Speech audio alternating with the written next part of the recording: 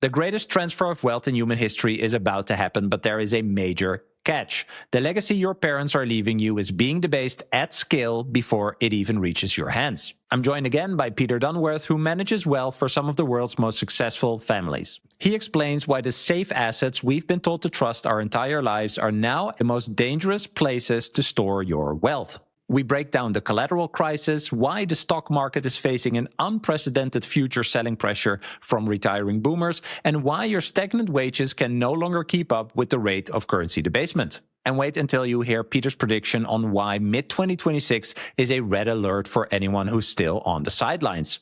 US Strategic Bitcoin Reserve, anyone? You'll want to pay attention to this one. All right, let's dive in. Peter Dunworth, welcome back to Bitcoin for Millennials. Bram, pleasure to be with you.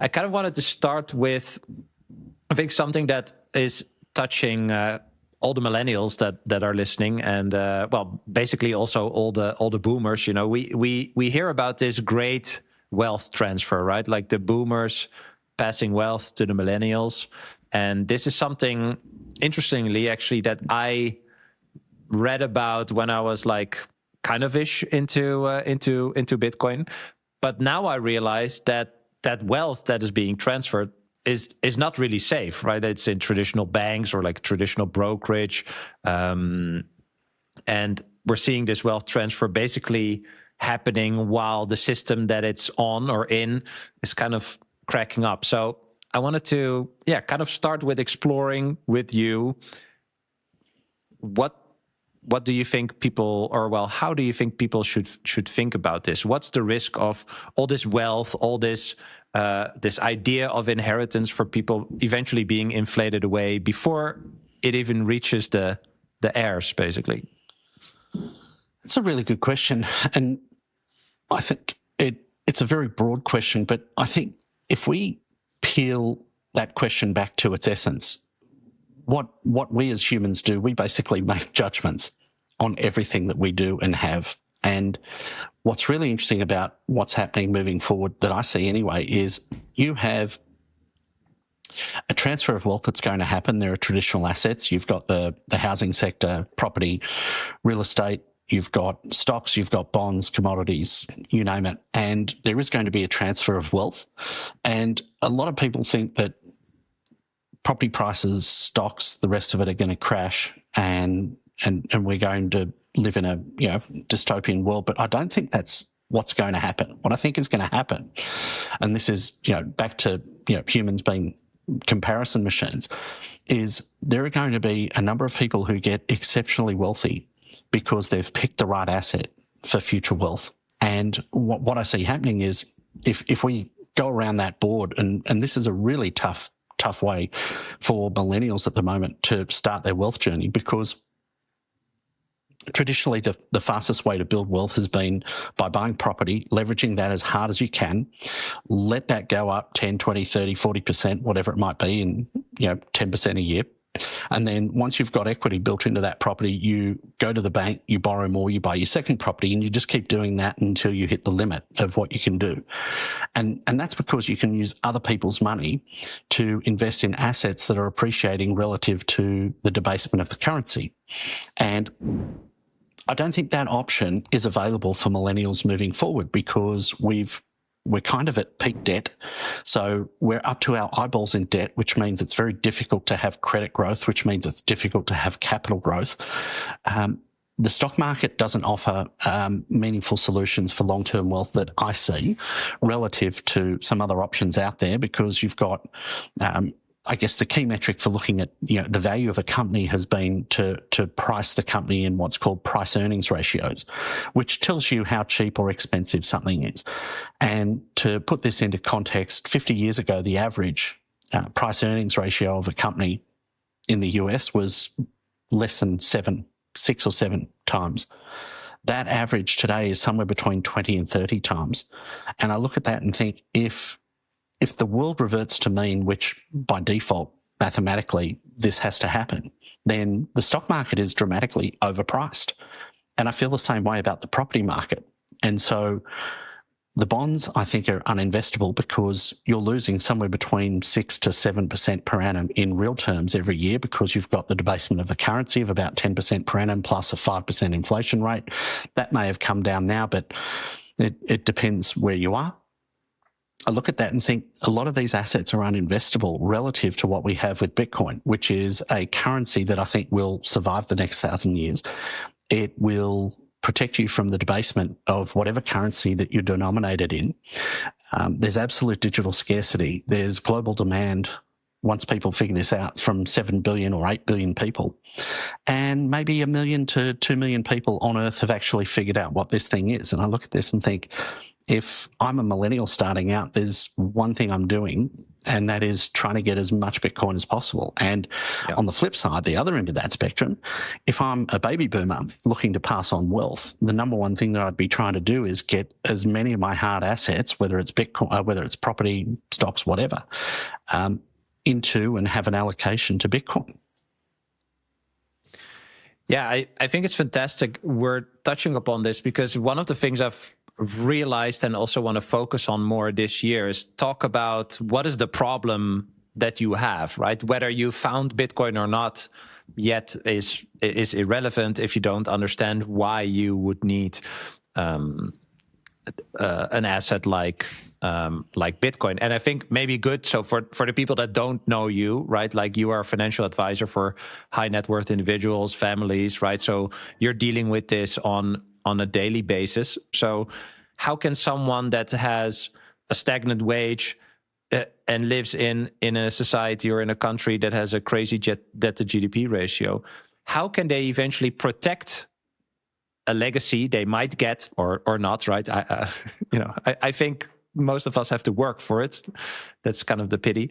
What do they do when these safe allocations, right, bonds, cash, are actually the most dangerous? I think you raise a really good point. Structurally, we have hit a problem that no one is really talking about. You do a very good job of explaining that. And you have a system that's been set up where the passive flows have flown into your index funds, your S&P 500 and whatever the euro equivalent is. And what's interesting is you're getting baby boomers now who are net receivers, not net contributors to the system. And they hold the large amount of the wealth. And what everyone, I think, over the next 10 years is really going to comprehend is when the baby boomers start taking out more than they put in, that is going to put huge pressure on the stock market that we have not seen before. And I look at this and think, there's going to be selling pressure, absolutely. And this because they need to sell their stocks to just live, basically. Literally, they need to sell their stock to fund their pensions. And I look at this and I think this is going to be a huge net outflow of liquidity from the stock market. And I look at that and think this is the problem in the stock market, that, it might be $100 trillion worth of value, but, over the next 10 years, there's going to be a net outflow of that stock market somewhere to the tune of $1 to $5 trillion a year. That's a huge pressure release on the price, or a huge deflator in the value that's coming. Yes. And I don't know where the buyers in the system come from, because I look at the millennials, I look at the Gen Xers, they're earning nowhere near the amount of money that the baby boomers were earning to contribute into that system. We sit down and we spend probably close to 50% or more of the time with a new client talking about Bitcoin. And they walk out of the meeting and there's been many comments like, why on earth are you spending all your time talking about Bitcoin? I said, because this is the only thing that matters to protecting your wealth long term. You don't understand this yet, but this is the only thing that is, well, not the only thing. Over the next 10 years, having a 10% allocation to Bitcoin will contribute to 95% of your wealth growing. And they sort of sit there and the numbers don't run through their head, and they sort of look at me and think, I don't know what to make of that. This sounds like fairy dust, but I'm here and I'm listening. And that's where, from an allocation perspective, the most important thing traditional advisors can do is get as much exposure to Bitcoin as possible, because if you look at the supply-demand curve or the liquidity flows into the traditional assets of property and the stock market, they are heavily skewed to the downside over the next 10 years. And I look at this and think, well, that's not a game I want to play. That's not where I want to have my money, because I want to play where the field is tilted for me, not against me. And I look at this and think there might be maybe 2 million people on Earth who understand what Bitcoin is and are really passionate about it, use it, need it, want it. But that's going to change to billions of people over the next 10 years. And I look at that, I want to be playing the game where I've set up a really good position for myself and my clients in this asset class that's going to be exponentially growing over the next 10 or 20 years, rather than investing in a dying asset class. And therein lies the opportunity. I actually don't think the property and the stocks are going to fare all that badly over the next 10 years. But when you look at the debasement, I don't think it's really going to outperform the debasement in stocks, bonds, property. But there is one asset that I think will dramatically outperform the debasement and all of those assets over the next 10, 20 years. And that's where, to your point earlier, generational wealth will be created over the next 20 years. And if you're in those traditional assets, you won't necessarily feel poor because they're not going to drop dramatically in value over that period of time. But you're just not going to get rich. Nominally, thank you. But if you're in Bitcoin, not only will it go up dramatically in value in nominal terms, it'll go up dramatically in real terms too. So not only will you be wealthy, you'll feel wealthy. When it comes to holding Bitcoin securely, peace of mind starts with architecture. OnRamp's multi-institution custody model distributes control access across 3 independent regulated key holders in a 2 of 3 multi-sig quorum. No single point of failure, no pooled or omnibus exposure, just segregated client-titled vaults. You retain full legal ownership while OnRamp coordinates security, compliance, and operational workflows behind the scenes. Multi-institution custody is the foundation for everything that OnRamp builds. Sound infrastructure that distributes counterparty risk and provides fault-tolerant resilience with clear audits and institutional controls. And now OnRamp is piloting flat, predictable pricing to make best-in-class Bitcoin custody and financial products more accessible than ever. Visit onrampbitcoin.com to learn more and sign up with code BRAM, that's BRAM, to receive $150 in Bitcoin after your first deposit. OnRamp, strength in many, simplicity in one. Devil's advocate, right? Someone who is not into Bitcoin would say like, well, Peter, of course you say that because you are into Bitcoin, right? It's the most basic counter argument. But can you explain why this is? So I think the dying part thesis of classic asset allocations, like you mentioned, dying as in not going to zero, but like you said, not being able to keep up with the rate of the debasement. Why is Bitcoin different? Why does that go up? Why do people figure this out? What's your take on that? Look, there are many different reasons, and this is where the first thing I would like to have in that conversation is an understanding of what their background is. So are they property investors? Are they investing in stocks, commodities? Are they gold guys? What is their key driver and understanding from an investment thesis? And then tailor an approach to that, because there are many different reasons why this is going to go up. The number one reason, I think, which is just universal, is there is absolute digital scarcity with Bitcoin. There's only 21 million. There's only ever going to be 21 million. But very quickly, you can peel back the layers. And this is something I think that hasn't got nearly enough attention. We talk of having a debt problem. And without sort of going on a rant, which most people have heard this from me, it's one of my pet peeves. But everyone talks about having a debt problem, but they don't understand that the only reason you have a debt problem is if there's no collateral to pay the debt when there's a default. And we've printed all this money. There is no collateral backing this debt. So we have a debt problem, but a collateral crisis. And this is where, for me, the most important thing, and this is the really big picture. Maybe a few months ago, not even, a couple of weeks ago, Larry Fink, head of BlackRock, was talking about Bitcoin being able to come in and tokenize the entire financial system, effectively support that. And putting 2 and 2 together, I think it's really important to understand Larry's background and how this is going to apply to Bitcoin, and then the potential for Bitcoin to go up exponentially on the back of it. And just give me a few minutes to explain, because it's relatively complex. But back in the mid-'80s, Larry Fink masterminded tokenizing the US housing market through mortgage-backed securities. He had a vision to tokenize every asset on Earth and get that onto the stock market or get that onto a market that was tradable. He was able to do that. He did that very successfully for 25 years. And then in 2008, the entire world blew up on the back of these mortgage-backed securities. Now, why is this important and what has this got to do with Bitcoin? Maybe a week ago, Larry talked about Bitcoin being able to back the financial system.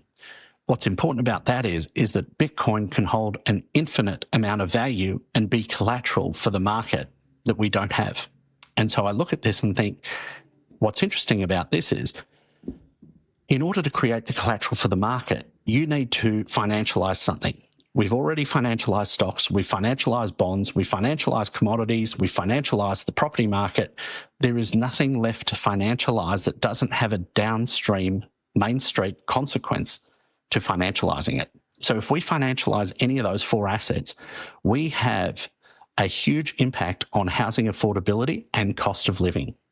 We create a cost of living crisis and housing inaffordability. By financializing housing, mortgages, the rest of it, that exacerbates the problem. What we have in Bitcoin is the ability for Wall Street to effectively gamble on Bitcoin's volatility without having Main Street consequences. So Bitcoin divorces Wall Street speculation from Main Street consequence. And what does that mean? The real kicker here is that Bitcoin can hold an infinite amount of value to create the collateral that we require to financialize the system, because we're effectively trading insolvent in those debt markets. If everything was liquidated tomorrow, there wouldn't be the collateral to pay it. There'd be 80, 90% in losses. And it would be a flash crash, but we'd have the volatility in property, housing, stocks that we see in Bitcoin. I think it's also kind of logical that the finance bros and Larry Fink, etc., figured it out. But I just hope that there is still space for people to figure it out. You know, like in 2033, we'll have 99% of all Bitcoin mined, last 1% in the 107 years after. So that's basically a rounding error, right? This is how Michael Saylor talks about it as well. It's just until 2033, early 34. This is the Bitcoin rush. I don't think we're necessarily seeing it yet. Definitely not in 2025. I'm happy that while we're recording, we're a bit up in the green. But like you said, more and more people will figure this out. I think there was a lot of talk about a strategic Bitcoin reserve in the US last year. So not only having the new supply shrinking in the coming 8 years, we have this nation state adoption game theory play thing going on that we've been talking about for years already. But I heard you talk about that you think that the US strategic Bitcoin reserve will actually happen this year, like mid this year. Why do you think that? And maybe also to add to that, how fast is this window of acquiring Bitcoin closing for the average person? Like why should someone pay attention? Reading the tea leaves as to what's happening politically, I think is really important. And if what I'm looking at is true and correct, I think Trump has a very small window of opportunity to introduce this strategic Bitcoin reserve before the midterms. If it doesn't happen before the midterms, based on current polling, there's no chance of getting that through. He'll be a lame duck president. He'll basically be impeached. He'll be walked.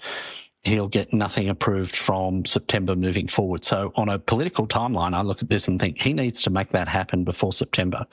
And he's already told the world he's put $2 billion into DJT, whatever that stock is.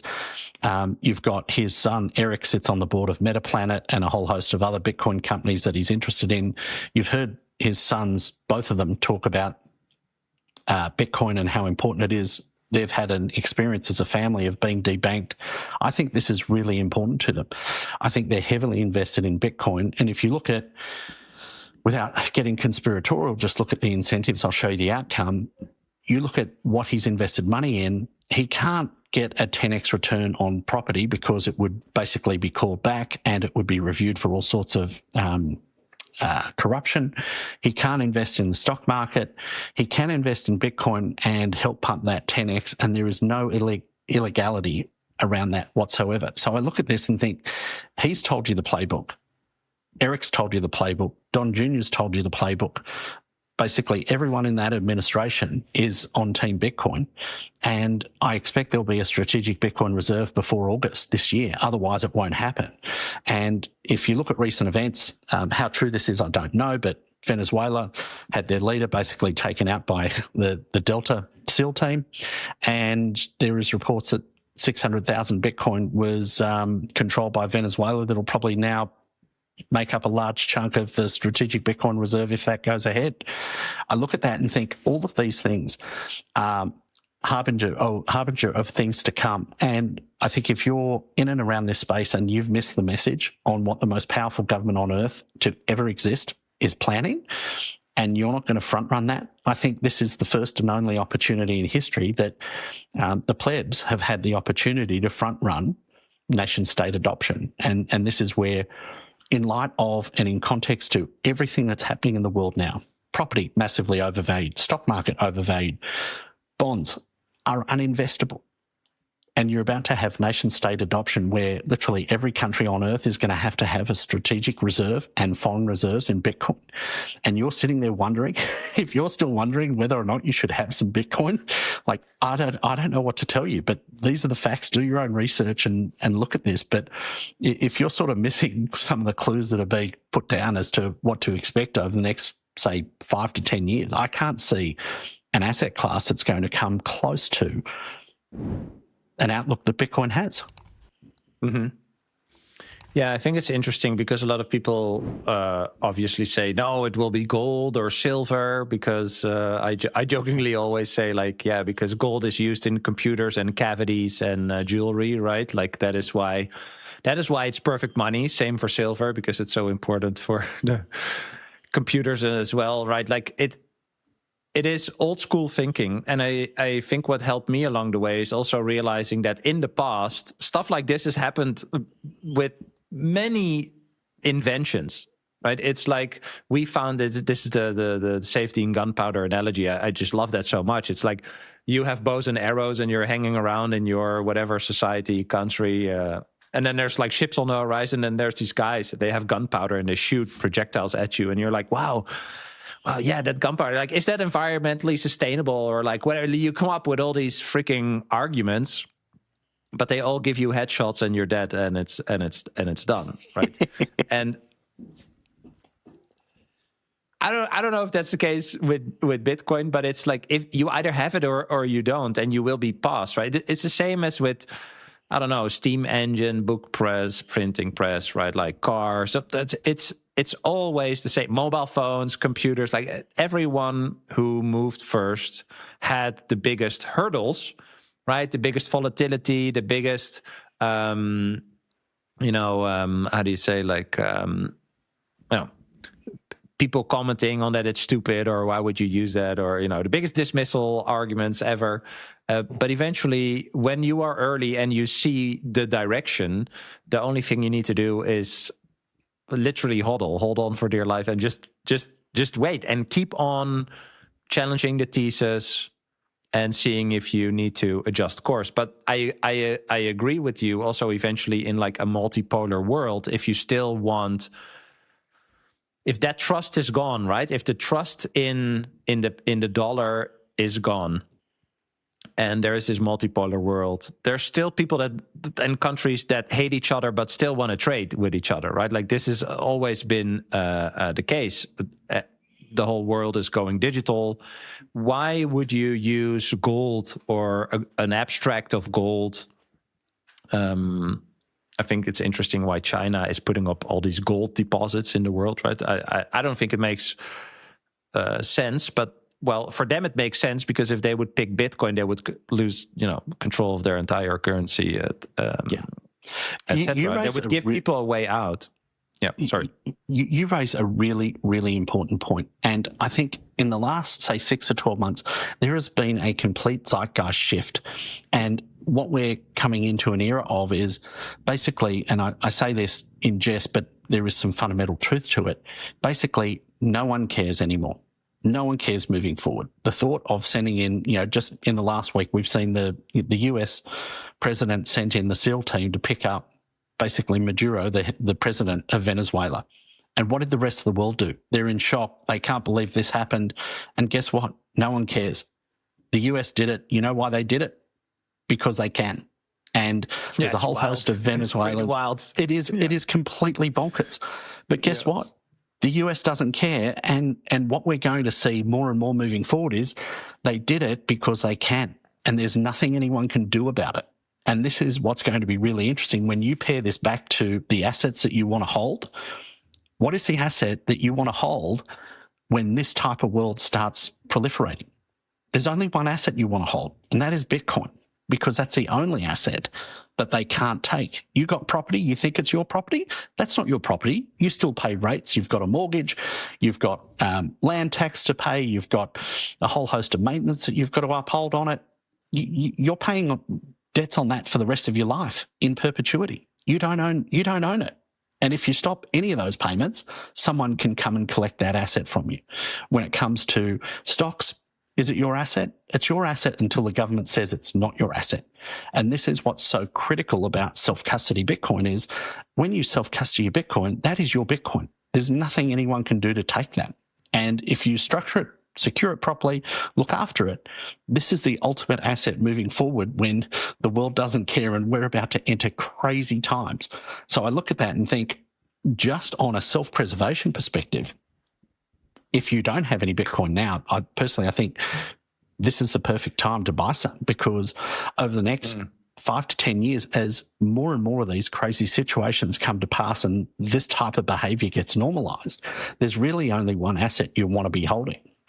I mean, it's interesting, right? Because I think this is part of what I mentioned in the beginning, the realization of a certain problem you have, right? Like there's this personal problem of monetary debasement, the fact that all these classic asset allocations are basically have real negative rates of returns, right? Like the bonds that you mentioned. So there's like this, you have a micro problem, but there's also this whole macro thing going on, even in the bigger psychology with like fourth turning and stuff like that, right? So I fully agree with you. Again, whether you have found Bitcoin yet or not, what are you doing today is, I think the big question. And thinking everything will be all right, which I would love to think is the case.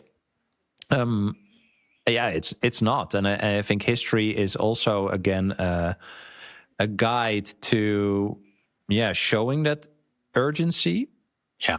Well, then when we think about the urgency, what I asked you before, what's the window? How fast do you think this goes when we think about these things happening, plus going to 90% mined? Look, I think this all happens in the next 10 years. And the sooner you can get this sorted out, the better. And anecdotally, I'll tell you a story. I met basically a lovely couple. They're sort of mid-70s. They've been living in London for the last 20 years. Very, very successful, very successful. And they were telling me that they're basically moving out of London and they're not going to have a home. And we had a joke about them being homeless because they're probably the furthest thing from homeless that you can imagine.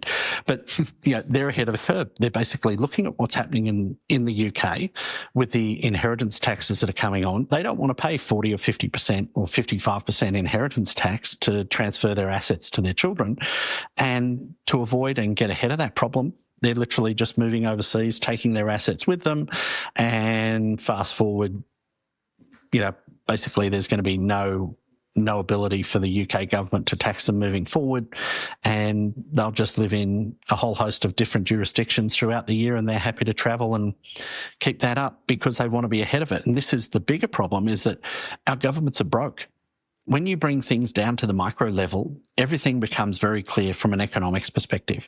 If I told you, hey, I want to borrow $100 from you, and I had the ability to print more money, why? And I did literally produce 10% more money each year. Why on earth would you lend me money?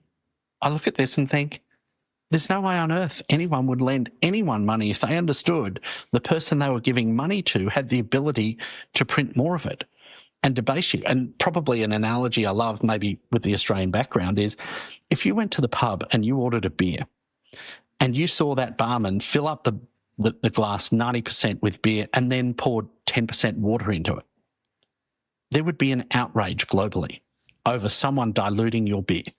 But when the government does that to our money on an annual basis, everyone's cool with it because we never see it. We never understand it. So we talked about how bonds are might be considered a scam. My words, not yours. I've also heard you talk about bit bonds. So if we think about Bitcoin being used as the collateral, right, absolutely verifiable, transparent, etc.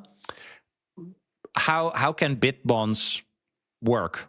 What does that entail, and how do you see a future for them, if any?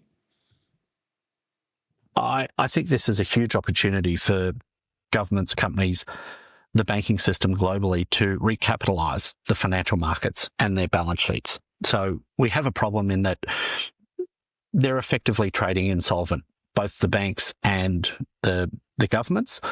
And in a traditional bond, there is no opportunity to create equity.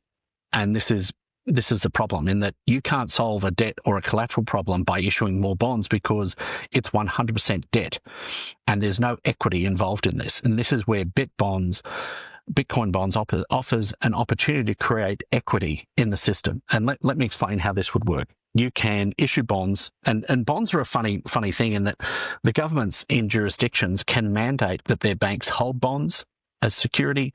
They can mandate that insurance companies have to hold bonds. And I think if they allow the ability for these banks and insurance companies to hold bit bonds or Bitcoin bonds, as opposed to traditional treasuries, there is an opportunity for us to create equity holding those bonds and effectively create the equity that we need to collateralize the system. And let me tell you how this would work.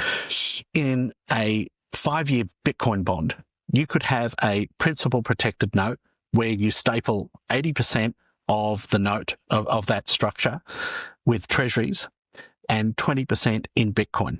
Now, how this works, and this is a little bit complicated, and I'll try and make it simple, but over the 5 years, the 80% in treasuries would grow to the 100% in nominal terms that you initially put in. So your capital is 100% protected in nominal terms, not real terms, but nominal.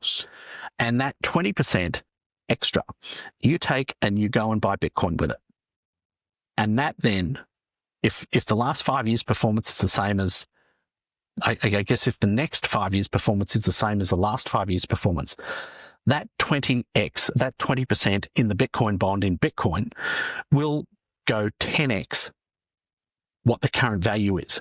So if you invest $1 billion into this principal protected note, you'll be able to have your $1 billion back in the form of the treasuries that is compounded to that $1 billion value, but you'll also have $2 billion sitting in Bitcoin that you never had prior. Now that will give the investor an average return of 17% per annum. And there are a whole host of regulations that the government can change to enable banks to do that and hold that in lieu of treasuries. And so all of a sudden, you're going to create probably 10 to 20, well, $5 to $10 trillion worth of demand for Bitcoin that will then inflate the prices even further. And it will solve the problem that we have where there's no collateral, they're effectively trading insolvent. So we're actually creating equity by issuing debt. Now, this is quite a revolutionary concept because up until now there was no way to create equity from these principal protected notes. And you don't want that equity driving up values in property. You don't want it driving up property stock values or commodity prices. Exactly. You want it going into an asset that is not going to affect your cost of living. Yes. So this is, I think, a very good point, right? Like we have been talking about kind of like the convergence on the "you have a problem" statement, right? In many different ways, but just like an individual has problems, a government also has problems, right? Because you cannot just say, this is what I wanted to say before. Some people also say, well, America can just erase the debt. Well, for you, random person on the internet, saying that wouldn't be a happy day, right? So the governments are also in a certain position where they have to actively look for an out. And how you are describing Bitbonds, to me, I feel like on one side there's this just all the bonds, right? Which is not a sustainable thing. And then you introduce this new asset and you're slowly siphoning while you're creating new demand here. But it's like a bridge that over time it's like a bridge. Correct. Right? So you put extra capital nominal here, which is fucking worthless, right? Like that is irrelevant, but the system, you cannot make a hard switch. So you need to just still put money in there. You slowly siphon it to Bitcoin. Bitcoin is absolutely scarce. Price goes up. You have to start doing that more and more and more. And while this side is kind of like slowly imploding, but more in a controlled way, this other side is aggressively going up. Right? Yeah. And this is a way that countries could actually, well, it's funny because this is kind of like the most responsible way they could do it, right? Instead of CBDCs and whatnot, more control and whatever. But the funny thing here is that game theory wise, and this is what I absolutely love about Bitcoin, the first country that's going to do this is going to have immediate, I think, results, positive results. And then the game theory is really simple. Like, do I want to be like a technocratic tyrant, putting all my people on CBDCs and control them because, or else, I blow up and I don't really want to say I was a bad, financial operator for my country and taxes are theft and blah, blah. Maybe we can just give them prosperity and abundance by buying Bitcoin. And this is what I just love. That it boils down to that, basically. This is the fun part that we get to see. And this is why I like talking about these things, because I think traditional finance hasn't had a way to solve the problems that they've caused for themselves. But this represents a very real option for them that is only going to create the side effect of this is going to create Bitcoin millionaires. The alternative is death and destruction, usually through a war or many. And this is the problem that we've had. With the current system, we don't have the ability to have a debt jubilee like we've had in the past. And the last major debt jubilees that we had were World War I and World War II. I guess the third debt jubilee that we had was when the US went off the gold standard and allowed their currency to inflate. So I look at this and think, now that we don't have any other levers to pull, unless we want to go to war and totally wipe out things and then create the debt jubilee that way, I look at this and think this is actually a 1 + 1 makes 3 opportunity for the world to embrace. Now, yes, there are going to be winners, but there aren't going to be losers. The alternative for this is basically death and destruction. And so I'm really pushing hard for this Bitcoin bond to come through. I would love to see the US make the regulations that instead of treasuries, they can hold these Bitcoin bonds. I'd love to see treasuries give full weight of capital or par value of that instrument at the end of the period so that they can buy a Bitcoin bond and they can have the full value of the end of that contract on their balance sheet for the 5-year period or the 10-year period. And that would give them immediately 20% equity in Bitcoin. And if that thing goes 10% in the next 5 years, they've literally created double the amount of equity for the debt that they issued. This is the way we solve the debt problem. Yep. You effectively create equity to avoid or to pay back the debt. Yep. And this is the only way that this can be done that I see. And sadly, and I know it comes with a very coloured lens through Bitcoin, but there's no other asset that has the ability to take an infinite amount of value without downstream consequences. And this is why Bitcoin is such a beautiful thing. So basically inflating the debt away, but into an absolutely finite asset instead of, like you said before, homes and stocks and stuff like that, right? Like what would touch people's lives immediately, right? Correct. Because that would be a bad political decision. I think that's the right. Yeah, it'd be a horrible one. And you look at this and you think, well, if you were to inflate the property prices or the stock market, you adversely impact the entire population because everything gets more expensive, living gets more expensive. The flip side is that if you monetize the Bitcoin and inflate the price of Bitcoin, there's no disadvantage to the existing householders, the homeowners or the renters in the market. It doesn't increase the cost of living. The only thing you're doing is making a very small subset of introverts and quite quirky people who are Bitcoiners extremely rich. Mm-hmm. And I look at that and think, well, do you want to piss off 100% of the population, or do you want to let 1% or less of the population become extremely wealthy with the opportunity for everyone in the world to take advantage of that too? Yep. And I look at that and think I would much rather the optimistic outlook than the pessimistic outlook, because the downside is, and this is the problem that we've had, that we haven't had a major world war in 80 years or more, that the world's forgotten. We've got basically most of, that generation who fought in the war has died.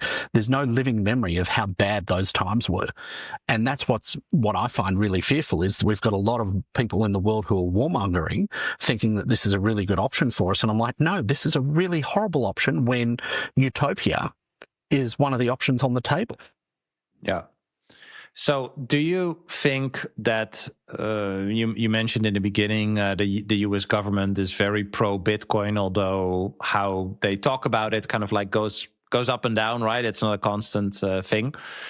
Do you think they are actively doing this? Is this something that they are going to pursue? I'm hoping for our sake that this is something they do pursue. I think we've seen Morgan Stanley in October, JP Morgan in November, they issued Bitcoin bonds. They've dipped their toe in the water and they've issued it. And I think we are going to see a lot more of this. Once those two companies realize they can make a fortune with this product, they will then proliferate that. And I dare say JP Morgan, Jamie Dimon, and all the other CEOs of the bank will say, we want the legislation changed so that if we're holding treasuries, we can swap that into Bitcoin bonds, as long as those Bitcoin bonds have purchased US treasuries. And then that is the way they solve the problem.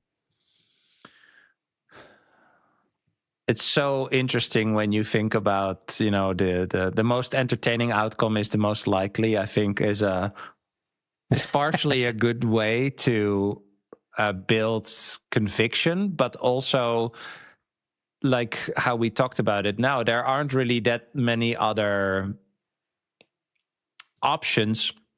I think even the war part, like you said, although the US is flexing muscles right now, etc., there is no money to go to real war. Yeah. So yeah, they don't have it. Option is also, I think, diminishing. Like, it's just not a good opportunity, and that's why I like the game theory. Just thinking about it, it's the most entertaining outcome is the most like. It's the simplest thing that they could do, but it's hard to grok. I think it's that, right? Yeah. The action is not. Well, it's a long time, and this is where when we bring that thought back to the liquidity flows of the stock market, you're going to have a net circa 2 to 5 trillion flowing out of the $100 trillion stock market. But if we were able to implement that strategy of those Bitcoin bonds being able to be effectively, you could swap them for Bitcoin bonds with treasuries. There's $70 trillion of treasuries issued per annum, or bonds issued per annum. What happens if $14 trillion, 20% of that goes into Bitcoin every year? This is where, from an investment perspective, these are the concepts I like to talk about, because it's the solutions are the best risk reward that we have in current financial markets, which don't seem that out of whack. and have the potential to obviously boost Bitcoin's price dramatically. So imagine $14 trillion flowing into Bitcoin with that absolute digital scarcity and less Bitcoin being available on a per annum basis to buy. Yeah. This is where, the outrageous valuations for Bitcoin that we've seen and talked of, all of a sudden, they don't seem that outrageous. I mean, this is what I have every time I talk with you. And I want to ask you about, what you think about price, etc. Because I did this recently when I looked at the hodl waves, like 55. Maybe it changed now a bit with this dip, but when I looked at it, about like 58% ish, 61% of all Bitcoin didn't move in 2 or more years, which I think is quite a staggering amount. I don't know what you think, but I think like those are all people that understand what this is. And they went from 69 to 15, 16, back up, a little down, right? The people know what that is, because once you see this, you're going to be, I jokingly said, my mother always asks when Bitcoin goes up, like, are you going to sell it now for what? And then I say, like, for what? Right? Like, for what? Like, because when you understand that, plus you see this macro environment, these different paths, of which some are not necessarily good ones, good avenues to go down to. I don't think it's irrational to think, like you said, this is an asymmetric opportunity, but it's a wild one, right? The volatility is crazy. People think you're crazy, but how we're talking about it now, and this is also how I ended up on Bitcoin, it's quite rational, in my opinion. I agree. And that's the funny part. Yeah. And when you tell people that it seems rational, here's the conclusion that I've come to based on this. It just reinforces in those people's minds just how crazy you are. But I find this very, very amusing on a personal level, that with a straight face, you can tell someone who thinks you're totally crazy that, no, this is the most sound thing that you can do with your money. And I look at this and think, very soon the world will understand what this is. And actually, a point which is quite a side note, but to your point on the hodl waves, 58%, I think through time, those hodl waves are going to get bigger and bigger. And just to talk on a point that got overlooked dramatically last year, which I think I'll just put down as the most important thing to happen in Bitcoin last year from an adoption perspective, was the repeal of SAB 121. That allowed the banks to now custody Bitcoin without it being disqualifying from a cost-benefit analysis. They no longer had to hold reserves. That was the big thing about SAB 121.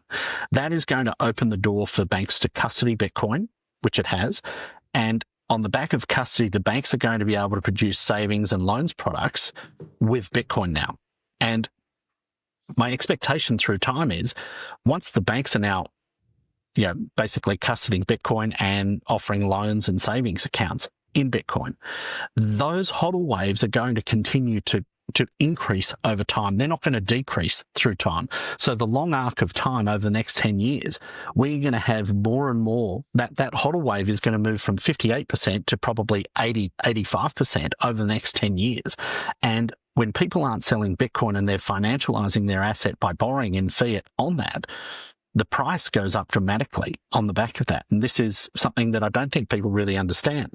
I also heard you say you believe we're about to have like a golden run. Of course, there was a certain lag behind expectations last year, which for me, the best explainer is that it's mostly connected to like business cycle, etc. When we talk through the macro type drivers here, and of course, especially focusing on the US, how do you think this cycle is different from previous ones? Is the 4-year cycle dead? Is this time different? And then what do you see as a price for this year? Oh, good question. Yes, the 4-year cycles are dead. I think that was coming. That was a diminishing return on, or diminishing impact of the halving and the block subsidy reducing to a point where it's now de minimis. It's not a big deal in Bitcoin. And the advent of institutional adoption in the very real sense means that there's now huge amounts of liquidity moving around that are going to have a bigger impact than the halving ever could. I think we are setting ourselves up for a generational run in Bitcoin over the next 10 years. We're going to see, dare I say it, no major drawdown of more than 50% over the next 10 years. And it's going to be up and to the right. So now I think is the perfect time to be buying Bitcoin, because we've now got institutional adoption. We've laid out a whole host of options that institutions have to buy Bitcoin, whether it's the ETF, whether it's the Bitcoin bonds, government adoption. All of these things will happen, and they are going to compound through time over the next 10 years. So I look at this and think the weight of capital, and if you look at your personal experience in this, you typically start out with a little bit of Bitcoin, and then, or you purchase a little bit of Bitcoin, maybe 1% to 2% of your assets. Then you put in 5%, 10%, 20%. And before you know it, you're over 75% of your net assets are in Bitcoin, maybe even 100% for some people. And I look at this and think that's the logical conclusion that you and I go on a personal journey with. Now, the institutions that are adopting this, the governments that are adopting this, they're made up of people. They're going to have the exact same journey that we've had. It just might take them 10 or 20 years to achieve that in completion. So I look at this and think, I don't think it's outrageous to think we have somewhere between a 40 to 200% gain in Bitcoin in the next 12 months. And what's going to be really critical is what happens around this strategic Bitcoin reserve, because I look at that and the announcement of the US saying that we're going to have a strategic Bitcoin reserve is the starter's gun for a nation-state race in adoption of Bitcoin. Yeah, I think that's probably a great ender. I want to thank you again for your time and very engaging conversation with a lot of new touch points and things to think about. So thanks a lot. And yeah, we'll stay in touch and we'll see how it goes this year. I look forward to it. Really appreciate being able to catch up with you, Bram, and thankful and grateful for all the great work you do. So keep it up. Appreciate it. It's awesome. Thank you. Cheers. I hope you enjoyed this episode. If you did, you can click here to find more just like it, and click here to find all Bitcoin for Millennials podcast episodes. Also, please like this video if you want to help shine a light on the message of Bitcoin, and subscribe to my channel to stay connected. I hope to see you for a next episode. Bye.